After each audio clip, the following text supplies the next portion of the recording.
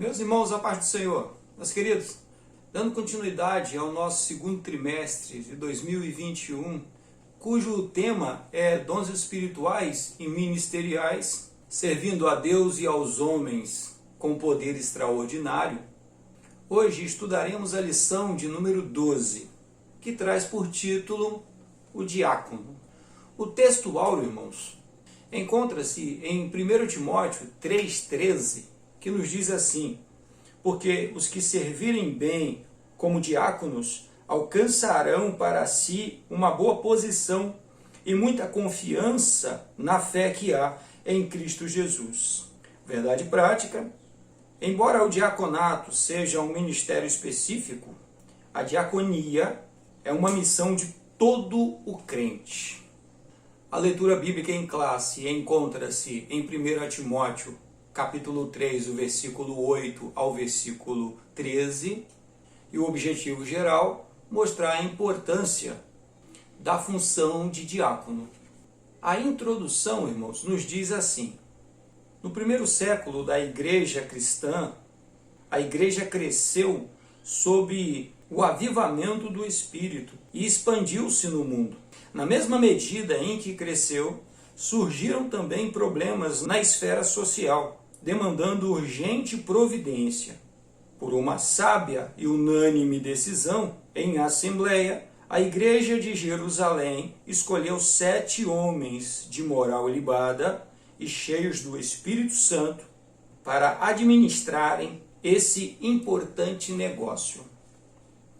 À semelhança, irmãos, do ministério de Moisés, que enfrentou sérios problemas no início, quando ele teve que organizar o povo após a travessia do Mar Vermelho, e então o ministério pareceu-lhe pesado, Pareceu que ele não daria conta, e ele recebe aquele conselho sábio de seu sogro.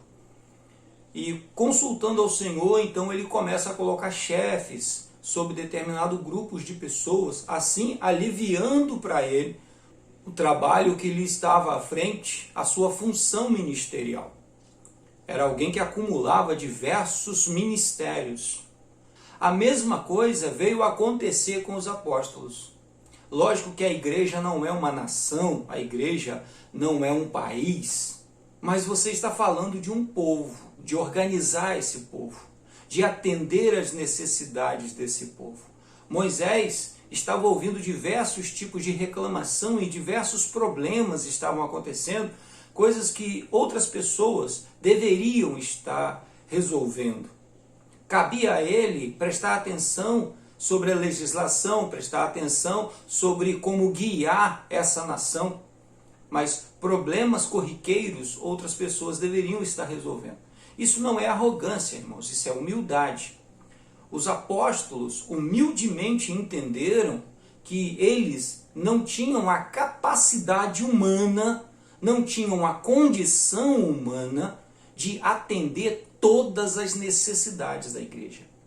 Eles entenderam que não daria para estar à frente da igreja, liderando a igreja em oração, preocupando-se com o ensino da palavra, com os ensinos do Senhor Jesus.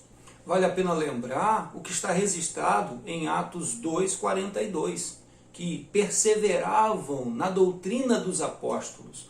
Ou seja, essa doutrina dos apóstolos nós já aprendemos que são os ensinamentos de Jesus. Os apóstolos tinham que divulgar, que difundir, que ensinar aquilo que o Senhor Jesus lhes havia ensinado. E eles não dariam conta de ensinar as doutrinas, ensinar o Evangelho de Jesus, manter a igreja no rumo da oração, buscando a presença de Deus, sendo guiados pelo Espírito Santo e ainda atender nas necessidades sociais. Eles entenderam que eles não dariam conta. E isso demonstra a humildade. Por essa razão, então, é instituído os primeiros 7 diáconos, homens cheios do Espírito, homens de boa índole, homens de moral ilibada e por isso respeitado pelo povo, em cujas mãos repousa a administração de recursos financeiros da igreja na época. E nós vamos ver que esse ministério ele permanece dentro da igreja. A igreja continuou com esse ministério. A diaconia, que é função de todo crente, que é estar a serviço da igreja, se colocar à disposição da igreja, é uma coisa. Mas o ministério diaconal é a plataforma onde todo mundo que serve ao Senhor vai iniciar. Todos os que hoje servem bem como presbíteros, servem bem como pastores, evangelistas, foram bons diáconos, trabalharam bem como diácono. Alguns vão ficar na função diaconal o resto da vida, porque esse é o chamado de Deus. Nós aprendemos que na obra de Deus não existe carreira ministerial, existe ministério. Nós somos chamados por Deus para servi-lo nessa função. E algumas pessoas foram chamados para serem diáconos. E devem alegrar-se por isso, porque estão servindo a igreja de Cristo. Estão servindo a Cristo. Os que hoje ocupam ministérios como de presbítero, de pastor ou evangelista, que é o mais comum entre nós, nunca deixarão de ser diácono. Seremos diáconos a nossa vida inteira, porque sempre estaremos no mesmo intuito, o intuito de atender a igreja, entendendo logicamente qual é a função do ministério a que estamos servindo hoje. Mas aqui dentro ainda existe o diácono, que está pronto para atender a igreja no que ela precisar. O primeiro tópico, que tem por título a diaconia de Jesus Cristo, no primeiro ponto, significado do termo, o texto diz assim: o termo grego diaconia significa ministério ou serviço. A vida inteira de Jesus aqui na terra demonstrou o verdadeiro serviço da diaconia em todos os seus aspectos. Nós vamos ver, irmãos, através do exemplo do Senhor Jesus, que ele sempre teve esse ministério, que ele sempre agiu dessa forma, na intenção de ser útil às pessoas, independente do que as pessoas necessitassem, independente do que aqueles que estão à sua volta precisarem. Ele sempre esteve pronto para servir, e ele demonstrou isso e incentivou os seus discípulos a seguirem pelo mesmo caminho. O caminho de que nós estamos aqui para atender aos nossos irmãos, para ser úteis à vida dos nossos irmãos. E a plataforma desse ministério é o serviço diaconal, onde todos os crentes participam desse espírito de solidariedade, desse espírito de ser útil uns aos outros. No segundo ponto, serviço de escravo, o texto diz assim: na véspera da sua crucificação, o Senhor Jesus reuniu seus 12 discípulos para comer a última ceia.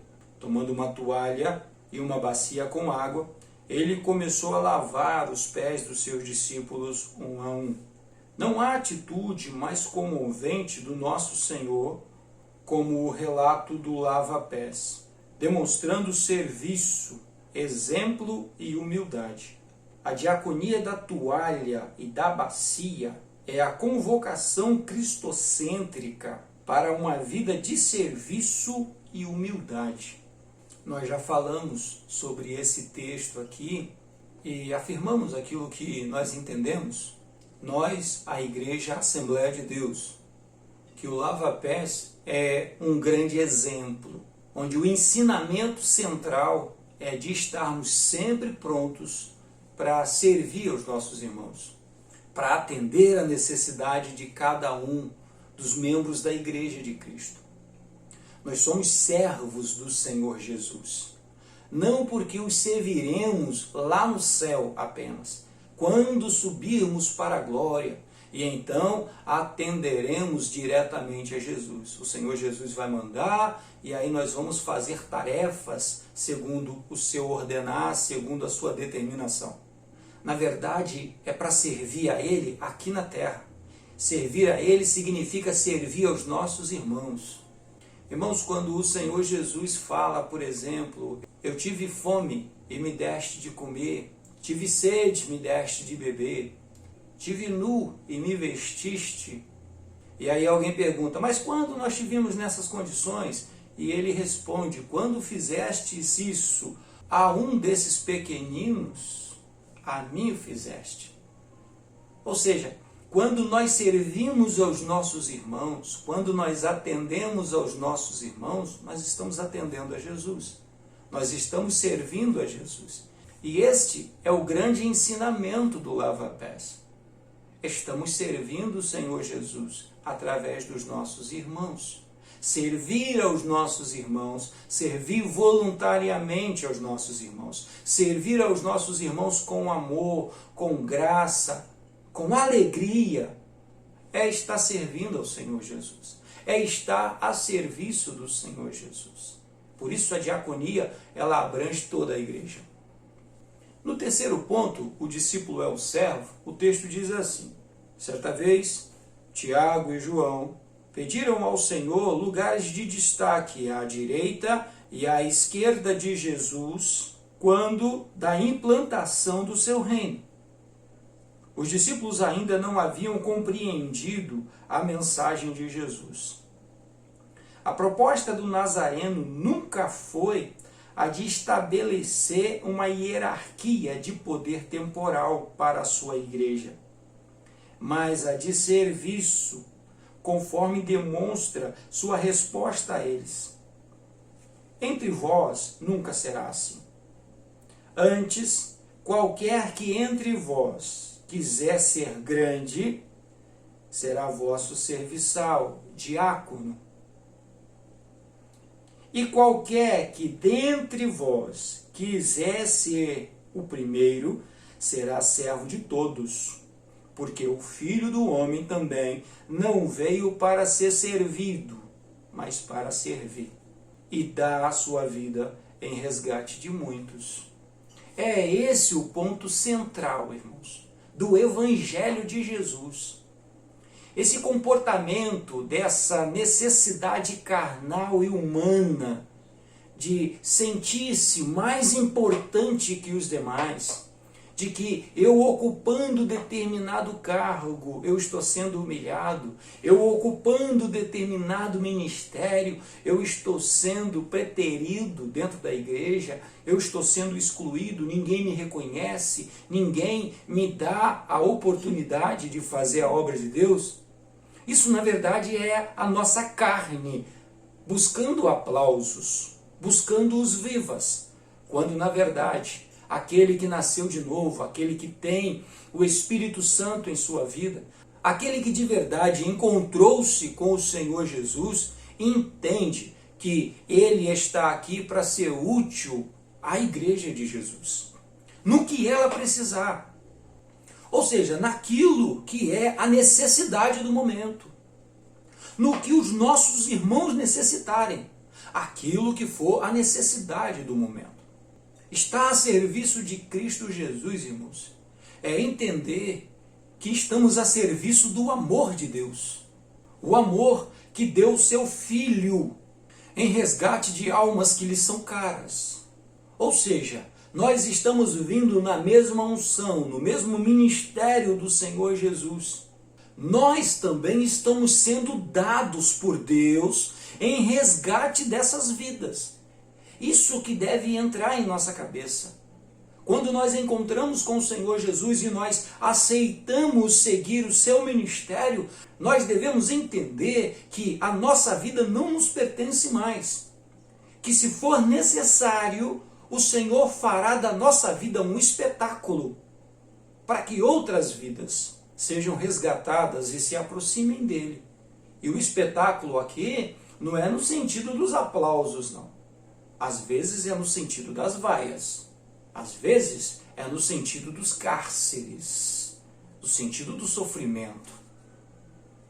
Então que o Espírito Santo nos ajude a compreender isso. E afaste de nosso meio, tire de nossas vidas, arranque de nossos corações essa necessidade carnal, essa necessidade humana de querer ocupar cargos importantes, né? Eu quero estar à sua direita, eu quero ser o grande destaque, eu quero estar na foto junto do Senhor Jesus. Aí o Senhor Jesus responde: você não entendeu nada, você não entendeu coisa alguma. Você quer ser alguma coisa dentro da igreja? Quer ser alguma coisa no reino de Deus? Esteja pronto para servir a todo mundo, a todos, sem olhar cor, sem olhar raça, sem olhar condição financeira, sem olhar nome, sem olhar sexo, sem olhar coisa alguma, apenas servir, apenas ser útil, sem fazer acepção de pessoas. No segundo tópico, irmãos, a instituição dos diáconos. No primeiro ponto, conceito da função, o texto nos diz assim: a palavra diácono, do grego diáconos, refere-se àquele que presta trabalho voluntário, aludindo aos exemplos dos criados domésticos dos tempos do Novo Testamento.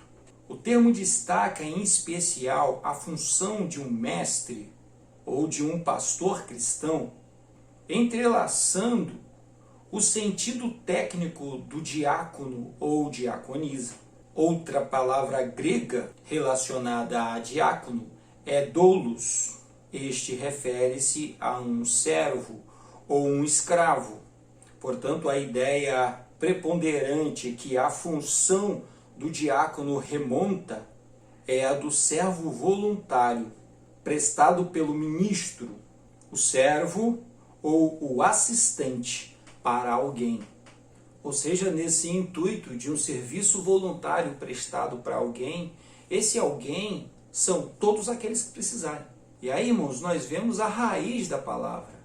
Quando, nos dias dos apóstolos, eles usaram a palavra diácono, eles estavam querendo lembrar exatamente alguém que estivesse a serviço, que estivesse para servir, que estivesse como servo, à semelhança de um escravo, à semelhança de alguém que não pode ter a escolha de não servir. É obrigatório então estar servindo? Para o cristão, sim. Para o cristão, sim. Nós vamos ver a confusão do nosso mundo moderno, desse momento em que nós estamos vivendo, em que as pessoas acham que os outros devem servi-la. Infelizmente, irmãos, isso é a atitude humana, é a atitude carnal. São pessoas que ainda não nasceram de novo. De novo, aqueles que tiveram uma experiência com o Senhor Jesus, aqueles que encontraram-se de fato com o Senhor Jesus, eles vão entender que estão aqui para servir aos outros, para atender a necessidade dos outros. No segundo ponto, que fala sobre a origem do diácono, o texto diz assim: a bênção, problema e reivindicação são palavras-chave para o advento do ministério formal dos diáconos em o Novo Testamento. A bênção foi o extraordinário crescimento da igreja local em Jerusalém. A questão técnica, causada pela situação social de muitos que aceitaram a fé, especialmente envolvendo viúvas judias de fala hebraica e de fala grega, era o problema. A reivindicação pode ser vista na manifestação verbal destas viúvas, que, sentindo-se injustiçadas pelo que elas interpretavam ser uma forma de discriminação dos líderes da igreja de Jerusalém, cobraram sua assistência. Isso, irmãos, está em Atos capítulo 6, versículo 1, que diz assim: ora, naqueles dias, crescendo o número dos discípulos, houve murmuração dos gregos contra os hebreus, porque as suas viúvas eram desprezadas do ministério cotidiano. E aí nós vemos já no início da igreja um problema da igreja local, um problema local. Lá em Jerusalém, os diáconos foram criados para atenderem essa necessidade que a igreja tinha. Nós podemos lembrar que na época, coisas como aqui no Brasil nós temos a assistência social, nós temos, por exemplo, o INSS, onde os viúvos, as viúvas vão ter um salário, vão ter uma assistência do governo que lhes dará um salário mínimo, né? Hoje eu acho que está em torno de R$ 1.100 para o seu sustento. Isso, irmãos, nem sempre é suficiente, mas já é alguma coisa. Lá em Jerusalém isso não existia. Essas pessoas eram simplesmente abandonadas. E ao estarem na igreja, ao estarem dentro da igreja, começaram a ver que as viúvas de fala judia eram melhores tratadas do que elas. E, lógico, começaram a reclamar. Isso é um problema local. Isso era uma necessidade da igreja de Jerusalém. Mas nós vamos ver que em outras igrejas, problemas semelhantes ou problemas diferentes no aspecto, mas na mesma razão social, ou seja, as necessidades das vidas particulares dessas pessoas, também se destacavam, também surgiam, também apareciam e a igreja precisava lidar com isso, assim como precisa lidar hoje. Da mesma forma como hoje nós temos que atender algumas pessoas, porque são pessoas vulneráveis. E aqui não é uma caminhada de guerra, onde nós abandonamos os vulneráveis. Não, nós os carregamos no colo. Nós aqui, os obreiros, os crentes em Cristo Jesus, aqueles que nasceram de novo, seguimos o exemplo do bom pastor, seguimos o exemplo do pastor que deixou as suas ovelhas seguras e foi atrás da desgarrada, foi atrás da que precisava da sua atenção, foi atrás da necessitada. E a encontrando, e ele a encontra em uma situação perigosa para a vida dela, ele a toma nos braços e a carrega sobre aquele terreno difícil, sobre aquela situação difícil. Então, irmãos, essa deve ser a ação que nós temos que ter no meio da nossa sociedade. Nós temos que atender a necessidade das pessoas, sem fazer distinção, sem fazer acepção de pessoas. Infelizmente, nas igrejas, em todas as igrejas, em todas as comunidades, vai acontecer de algumas pessoas sentirem-se excluídas dos grupos. E de fato, na maioria das vezes isso é verdade. E nem é por maldade, é simplesmente por afinidade. São pessoas que você já conhece há mais tempo, então você vai dar mais atenção a essas pessoas. E os que são agora recém-chegados acabam ficando de fora dos grupos, acabam ficando de fora das amizades. E elas vão se sentir preteridas. Então é responsabilidade nossa como obreiros, é responsabilidade nossa como servos de Jesus estar atento a essas situações. Corrigi-las em tempo, como os apóstolos fizeram aqui em Jerusalém, imediatamente instituíram um grupo para atenderem e resolverem o problema. Não é para escolher lado, é para atender a necessidade de cada uma em sua particularidade. O terceiro ponto fala sobre a escolha desses diáconos. O texto diz assim: para resolver o impasse, orando e impondo as mãos, os apóstolos separaram 7 homens de boa reputação, cheios do Espírito Santo e de sabedoria para administrar uma questão étnica e social. Foi uma decisão de caráter pacificador e de muito bom senso para a igreja não se perder em permanentes desentendimentos. O objetivo era estimulá-la a resolver a questão reconhecendo o caminho equivocado antes aderido pelos líderes até aquele momento. Assim eles puderam executar as mudanças necessárias e resolverem uma questão que poderia trazer sérios problemas para a igreja de Jerusalém. Então, irmãos, estar atento às necessidades da igreja É um dever que nós temos. Todos nós devemos estar atentos, todos os obreiros. Infelizmente, nós como pessoa física, não temos a condição de identificar todos os problemas. Por isso que nós somos muitos. Por isso que uma igreja local tem vários obreiros. Nós estudamos isso quando falamos dos presbíteros. Não pode ficar tudo na mão de uma só pessoa. Não pode ficar tudo sobre os ombros de uma só pessoa. Porque essa pessoa só terá 2 olhos.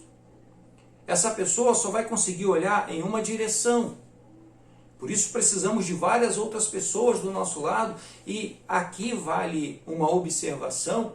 Pessoas que, às vezes, precisam pensar diferente de nós.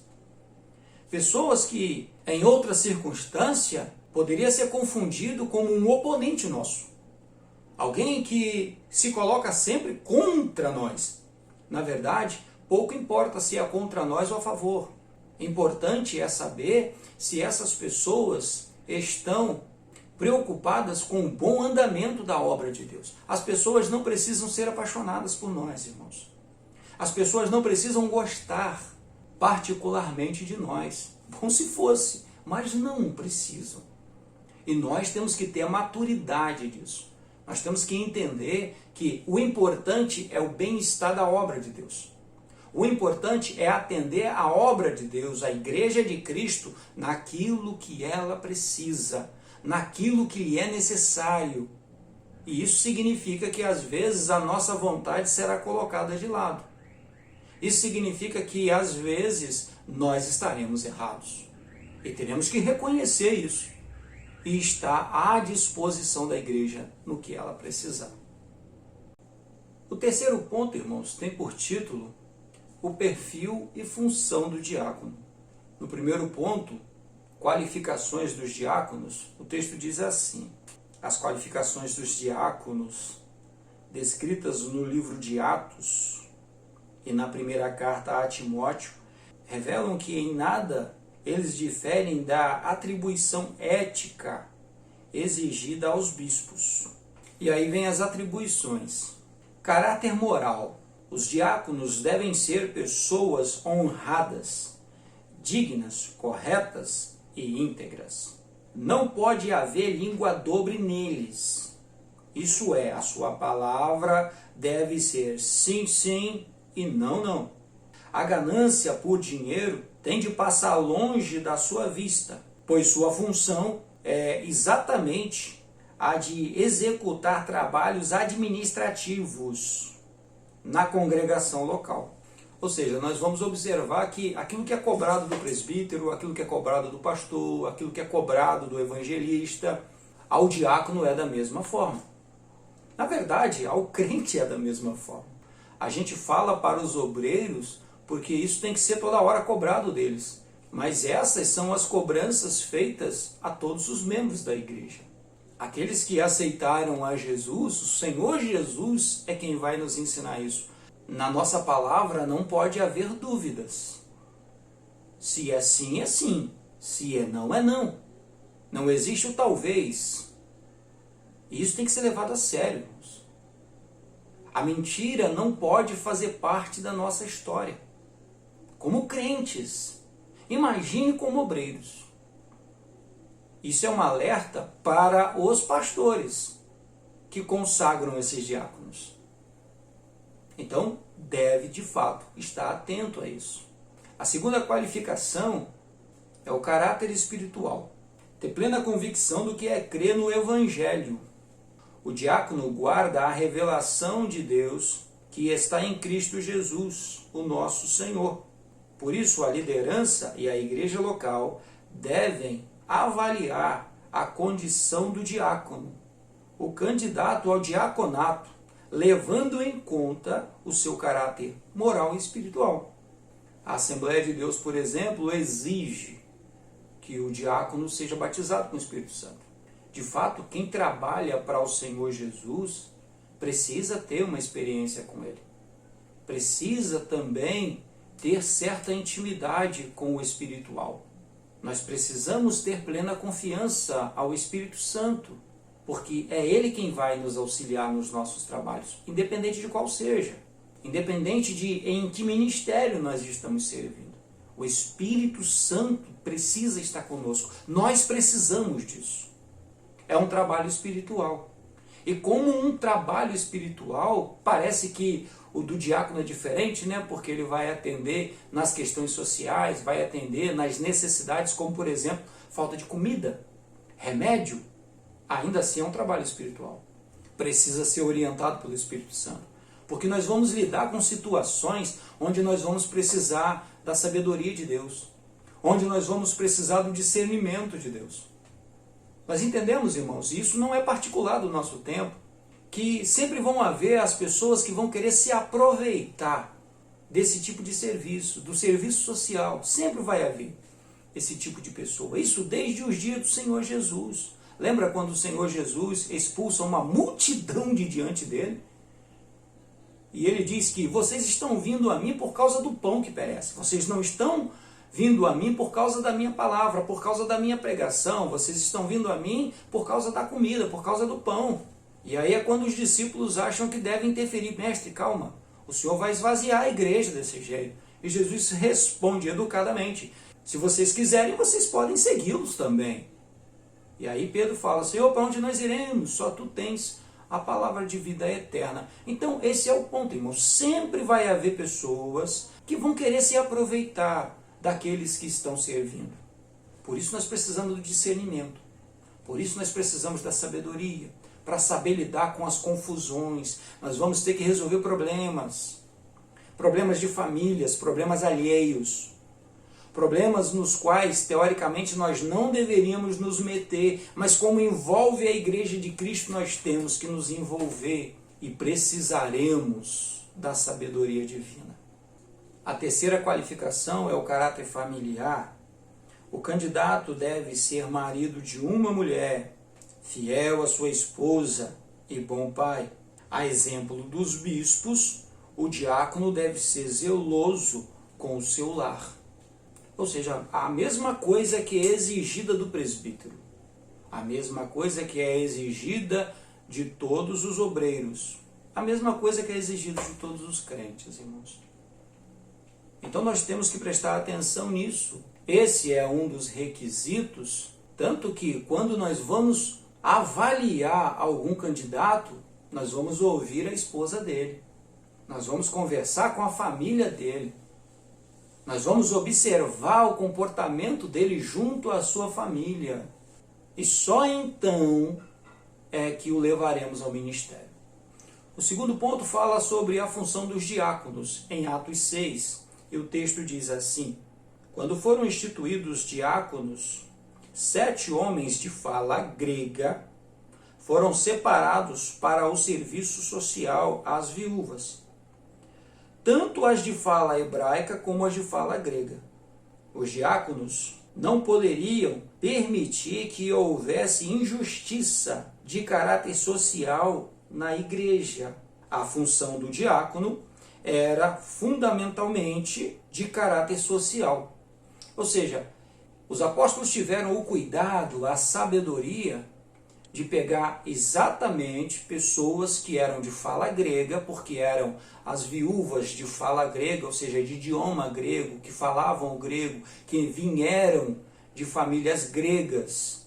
Então a gente percebe aqui esse cuidado, essa sabedoria, porque ali você já estancava uma sangria, você já paralisava uma murmuração. E elas percebiam, suas famílias perceberam que existia sim uma preocupação da administração, da direção da igreja, dos apóstolos. E esses obreiros foram a bênção que nós testemunhamos em Atos. Da mesma forma, irmãos, conosco hoje, em nossos dias, o diácono, ele é para servir a igreja, não é para servir a sua família. Nós vamos ter exemplos de pessoas que tudo que faz em torno da sua própria família, dentro da igreja. Quer sempre favorecer os seus familiares. Isso não pode acontecer. Isso vai causar mais divisão, vai causar mais separação. E temos também que estar alerta para podar esse tipo de situação e orientar no caminho correto. Por isso o diácono precisa ser essa pessoa que goza do respeito de todo o corpo de Cristo, de toda a igreja local. E assim ele exercerá a sua função, o seu trabalho. E por último, falando das funções do diácono hoje, nós vamos ver que o diácono é exatamente esse obreiro que está em todas as frentes de trabalho da igreja. O diácono está dando aula de escola dominical, o diácono está pregando, o diácono está dirigindo o culto, o diácono é tesoureiro, o diácono é líder de grupos. Ou seja, é exatamente o trabalhador da obra do Senhor. Às vezes são pessoas que nem têm o título de diácono. Às vezes são pessoas que ainda nem foi reconhecido nelas o ministério de diácono. Às vezes porque elas ainda não foram batizadas com o Espírito Santo ou não falam em línguas. E por essa razão não vai ser reconhecido esse ministério de diácono, mas ainda assim são pessoas que estão trabalhando. Infelizmente não é muito comum na Assembleia a consagração de mulheres, diaconisas. Mas quando nós olhamos para o trabalho de algumas mulheres, das líderes, de mulheres que desempenham o mesmo trabalho, nós vemos que são mulheres que desempenham o trabalho de diácono, são mulheres que desempenham trabalhos e ministérios de presbítero, de pastor, de evangelista, porque para o Espírito Santo não existe acepção de pessoas, não existe diferença de sexo. Para o Espírito Santo existe o servo. Não importa se é homem ou se é mulher. Para o Espírito Santo existe um trabalho a ser feito. Existe um servo à disposição e ele vai usar quem tiver à disposição. Então nós reconhecemos também essas trabalhadoras na obra do Senhor. Pessoas que de fato se doam, pessoas que se entregam, pessoas que se dedicam à causa de Cristo, que estão prontas para atender toda a igreja de Jesus no que for necessário. E nós glorificamos a Deus por causa disso. Porque são essas pessoas que auxiliam os líderes, os chamados para liderar, nessa grande comissão que é a obra de Cristo. O trabalho da obra do Senhor é algo simplesmente extraordinário. São seres humanos, são seres frágeis, são seres fracos. E o Senhor teria toda a razão, irmãos, de não nos querer nesses ministérios. Quando os anjos quiseram ocupar esses cargos, quando os anjos quiseram fazer esse serviço, eles estavam olhando para a questão lógica, que é a nossa fragilidade.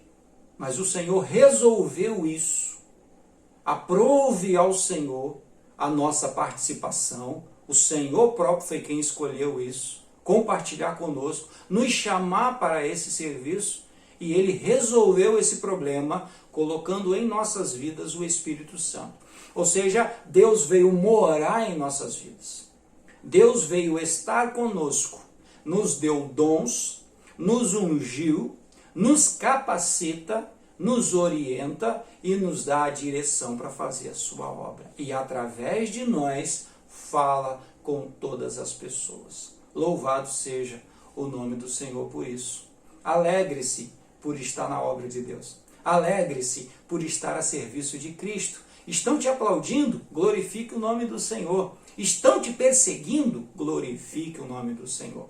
Aliás, o Senhor Jesus diz lá no capítulo 5 de Mateus que nós devemos fazer festa quando formos perseguidos. Alegrai-vos e exultai-vos, porque dessa mesma forma perseguiram aos que vieram antes de vocês. Então que Deus seja glorificado e que o nome do Senhor seja de fato honrado através do nosso trabalho, através do seu trabalho. Meu amado, tenha uma excelente semana, Deus te honre e te dê graça e que o nome do Senhor continue sendo proclamado através da sua vida. Amém? Fique em paz, Deus os abençoe.